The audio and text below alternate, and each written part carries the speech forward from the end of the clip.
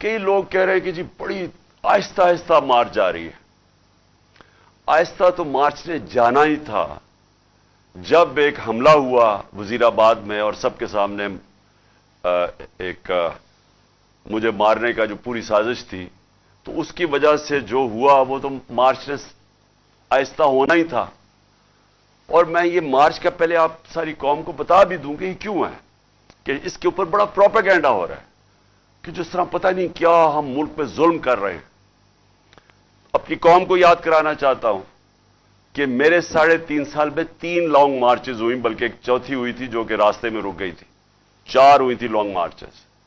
تو کیا وہ غیر جمہوری چیز تھی؟ پوری انہوں نے کوشش کی گورنمنٹ گرانے کی. مقصد چاروں کا ایک ہی تھا، NRO لینا، یعنی میں عمران خان کو اتنا بلیک میل کریں کہ وہ ان کے کرپشن کیسز ختم کر دیں. تو یہ جو لانگ مارچ ہے یہ اس سے بالکل مختلف ہے.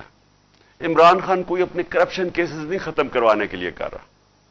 یہ ملک کے لیے بہت ضروری ہے کہ اس وقت ہم اپنا جمہوری حق، پرامن احتجاج ہمارا جمہوری حق ہے، ہم اس کو استعمال کرتے ہوئے ہم اس ملک کے اندر صاف اور شفاف الیکشنز کروائیں.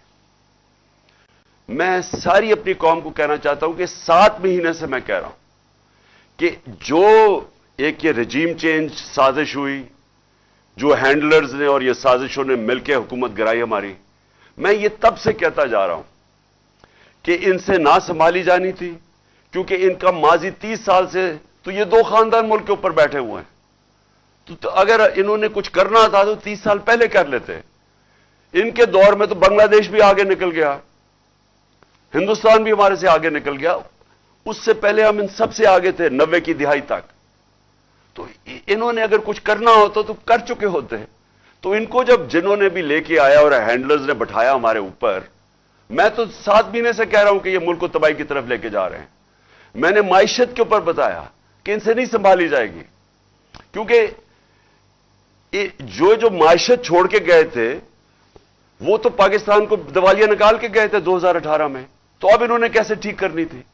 جو ایک ملک کے معیشت کو تباہ کرے ہیں وہ ٹھیک تو نہیں کر سکتے.